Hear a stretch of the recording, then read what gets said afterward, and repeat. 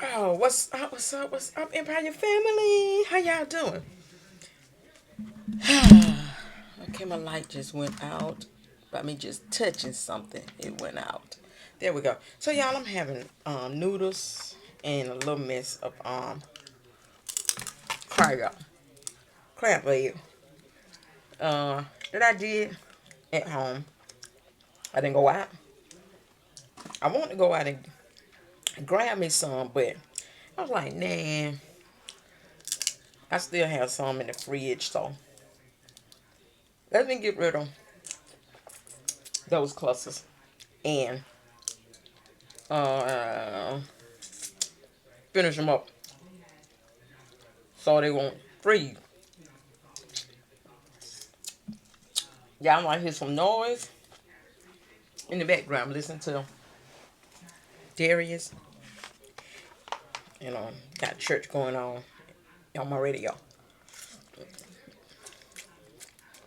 I really don't pray over my food.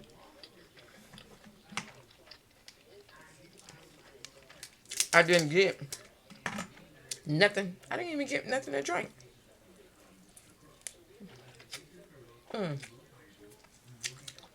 I just came here and started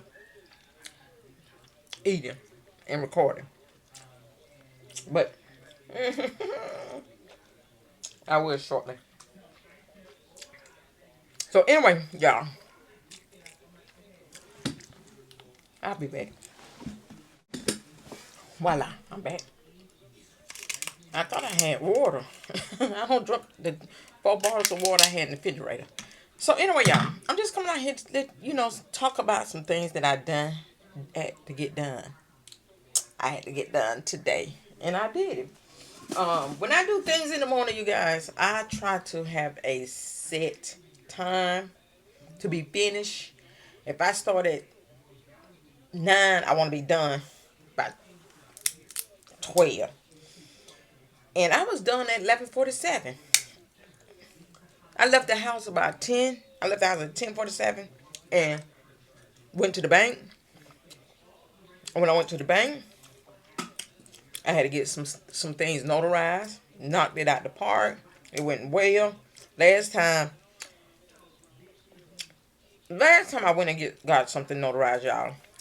Um, the dude want to take up too much of my time, and it pissed me off. I got pissed off. I ain't gonna lie to you. And the reason why I got pissed off because I want to go in there and get something done and come out. I don't want to do all that lot of data and talking and trying to get me to invest in something, which that was a good thing to do. But I didn't, at that particular time, I didn't have the time to do all that. I went in a rush, but I had other things I had to do as well. And I had just got off from work and want to finish up and come home and lay down and relax. But he want to talk. And I said, look here. That right there, what you talking about, we're going to have to set something up. We're going to have to set something up. And he was trying to, you know how people, when they want you to do something, they try to have a conversation with you. Oh, how's your day going? And um, what are your goals in life? Man, look here. I'm not here for no interview. I'm here to do notarizing. So today,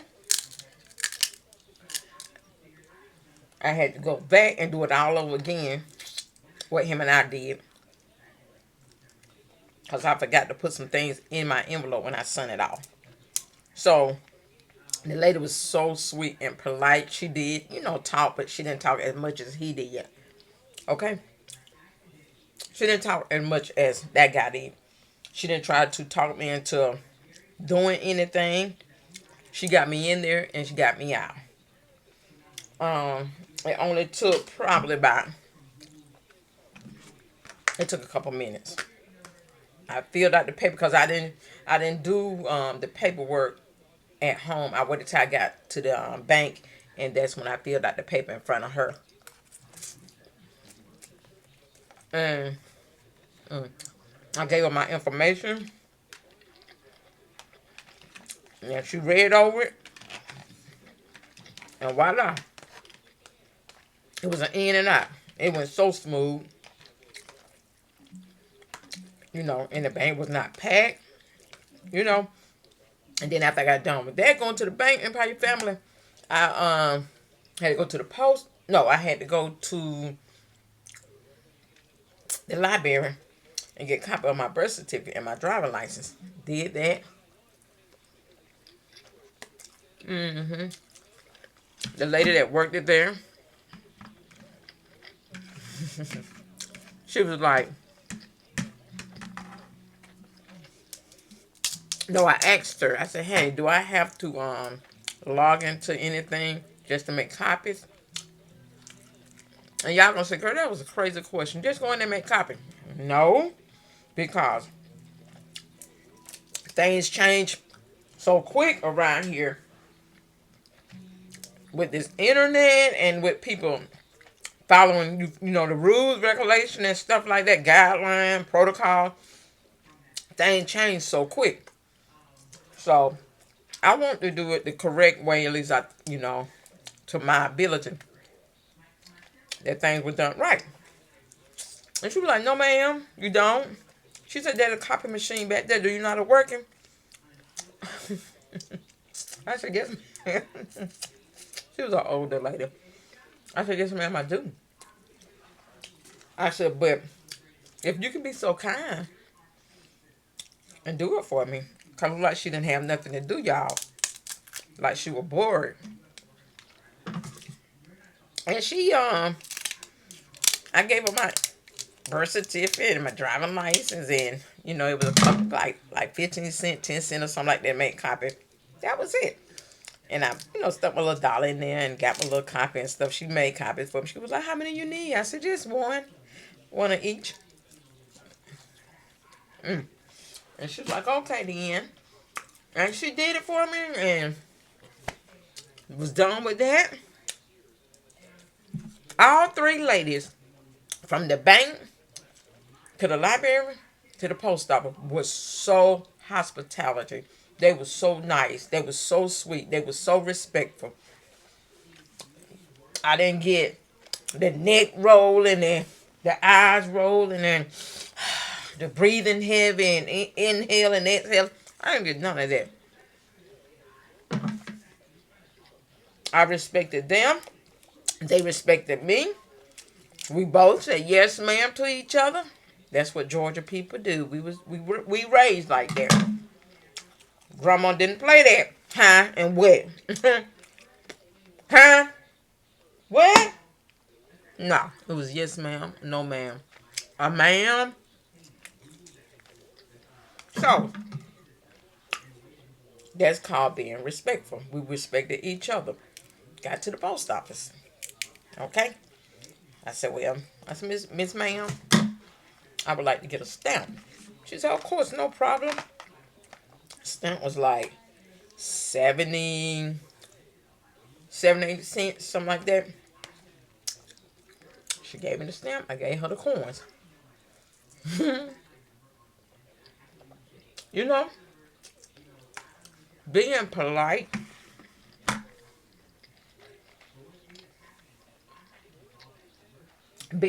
and nice goes a long way.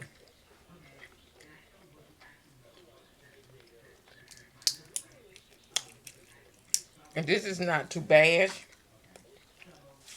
Anybody out here in the world. I know a lot of the hometown, look, cities is whatever. They don't have respect.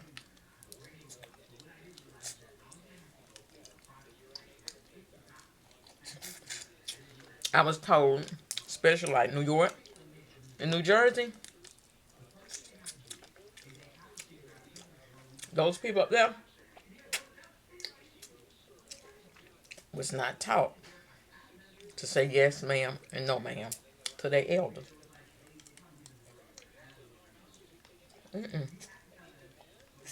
But down here in the South, yeah, it was required. Now, with these new generation, some but not all. Them damn rascals don't say nothing. They don't say yes ma'am, no ma'am, nothing.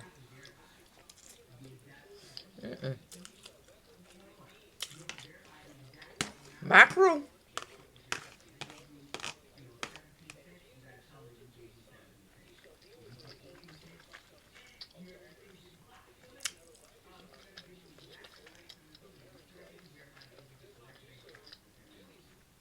My five.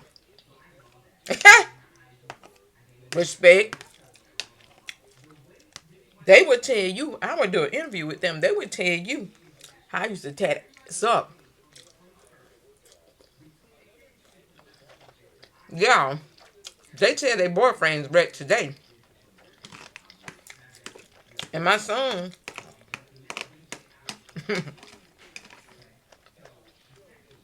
tell tell his baby mama how I used to tat their ass up. It was five on 'em, y'all. Five. Wasn't no daddy in the house. Wasn't no dad in the house. Let me tell you something. Just because there was no dad in the house, that don't mean there wasn't gonna be no discipline in the house. But they wasn't gonna run me. They wasn't gonna tag team me. You know, you got so many kids, they tag team you. I raised mine like them folk raised their children back in the damn 40s and 50s.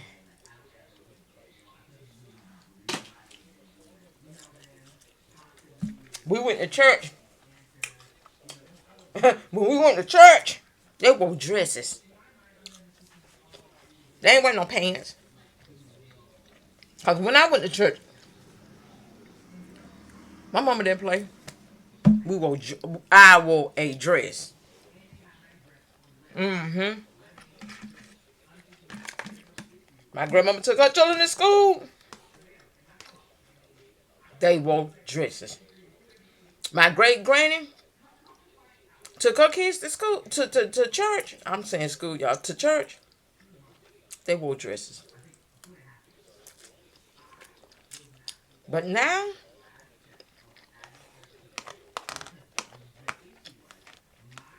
things have changed. Things have changed a lot.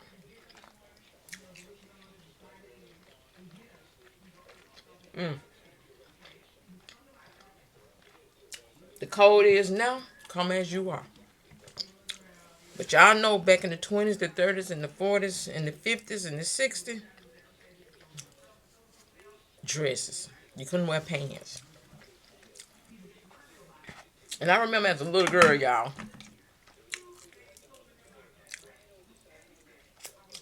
I can't remember now, but as a little girl, I remember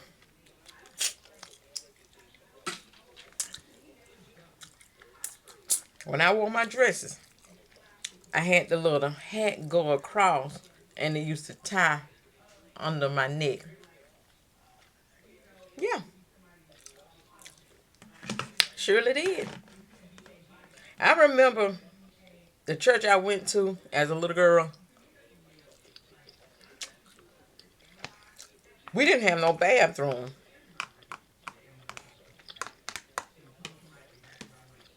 in the church. I remember going out the door in the back of the church to the outhouse to use the bathroom and went by myself. And it was dark in there. But hey, I was safe. Matter of fact, I don't even know if nobody watched me. Did nobody even walk with me. No adults walk with me to the goddamn bathroom. Wasn't nobody even standing out the door looking. They just kept on with church service. The usher didn't come out there. Shit, my mama didn't even come out there. Everybody found out I went to the bathroom by myself. But that was back in the 70s. Not saying that crime did not exist. Kidnapping and doing other sorts of things to children did not exist. It did. It did. But by the grace of the good Lord, He protected me.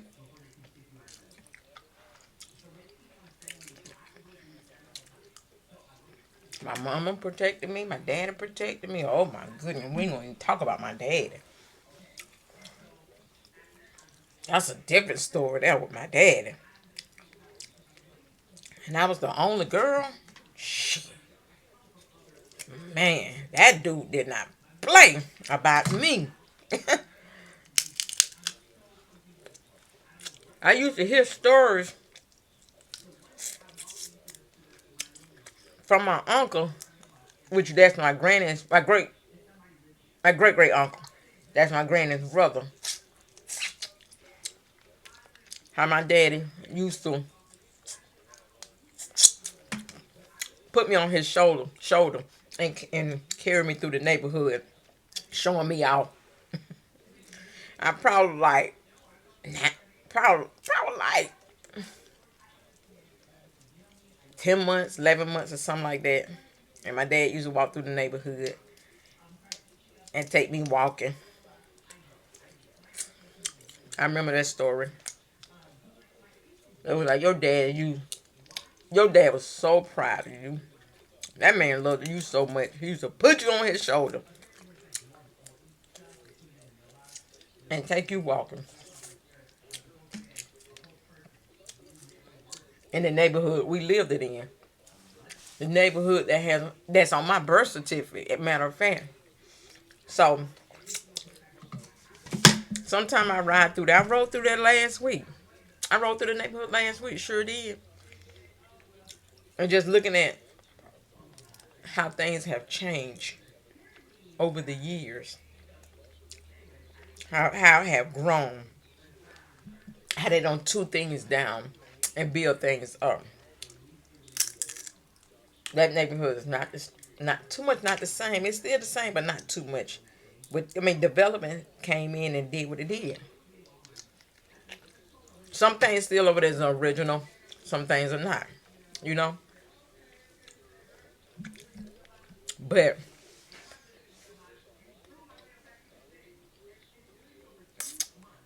I miss those days. Sometimes I can hear certain type of music and I just start crying. Especially though disco music. When I was like 9, 10, 11, 12. And I remember my uncle and them with the big afros, and they was in middle school and high school and playing football. And they was dating. They used me um, to go knock on the girls' doors. And they liked it because they dad they play the radio about their daughter courting. So I would knock on the door and ask if they there. And they would come to the door and I said, my uncle down the road, he said, can you come outside and meet him at the stop sign? They were like, yeah. They used me. They used me, y'all. They used me. Oh, they used me. But I did get something out the deal, y'all. I did. Annihilators. I loved candy when I was little.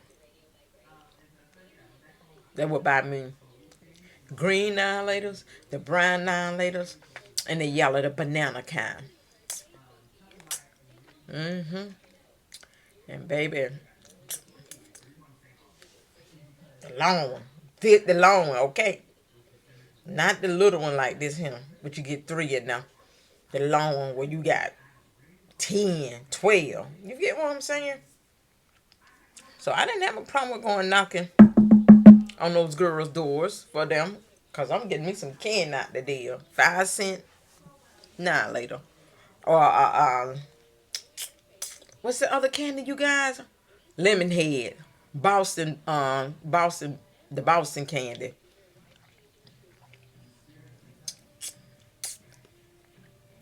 Yeah, they paid me. They had to pay me now. It wasn't for the free. But yeah, I really do miss those days. I really do. Am I happy to be still present here on this earth? Of course, I am. But do I like what's going on now? No, I don't. I don't. And then back then, no bills. I was a child, didn't have no bills. You feel where I'm coming from? That was my dad and my mom responsibility, not mine. I didn't have no bills, guys. So anyway, my day, I did complete. I can check that off. That I did complete what I had to do. And if it's the Lord's will, and I'm always gonna say if it's the Lord's will, tomorrow I gotta go do my taxes, and I have to go check up on this job. I don't want to make this video long at all. I really, really don't. I'm gonna do a couple more minutes because I want to say something else, y'all. I'm undecided what I really want to do at this moment, and what when I say that is, I'm here in Georgia. And I left in 2017, moved to Florida, stayed there 7 years, came back home, been here for a year, almost 2 years. Don't too much care to be here, but I'm here because of my children, my grandkids is here, and my great grands, which I hardly ever see my great grands, and barely see any of my grandkids. Just certain ones I do see, but I really want to move back to Florida because the jobs here in Georgia and the activities here in Georgia is out of 10 is a 1. Do not move to Georgia. Don't move to Georgia. It is boring here. There's nothing for the children to do. The jobs here sucks. They underpay you. Um, I'm just, I don't know if I want to go to Alabama. I did want to go to Atlanta. Not deep down in Atlanta, you know. I'm undecided. So with that being said, I'm consistent praying and praying and ask the Lord to give me guidance and understanding, you know, what to do, which way to go. Do I stay here? Do I move out on the outskirts? Do I go back to Florida? Do I move to Alabama? I want to move to Texas, but I'm like, nah, that it's too far for me to be traveling in case something happened to me. But move to Jacksonville. You know, that's still part of Florida. Move to Jacksonville. I'm just so undecided. And I just keep praying and praying and praying and praying. And I know the Lord going to reveal it to me sooner or later. Um, it's just a lot playing in my head. Sometimes I feel like I want to fall up on a depression. I get so disappointed. I get sad. Then all of a sudden, 20 minutes, 30 minutes later, I feel better, you know, about myself, about life. You know, I just hate to feel sad and depressed, and it's just so agitating. It takes out a lot of energy. You know, when I worry about things, it makes me so sleepy and tired. I toss and turn out through the night, you know, and I'm sleeping now. I am absolutely sleeping now. So when I get done this video, I'm going on the couch and turn the fan on, and I slept good. My body shut down. I slept good, you know, but I just kept waking up. Every time I woke up, I was waking up to anger. I was getting mad. But anyway, I'll talk to y'all later. It'll be a part 2. Love you guys. Peace.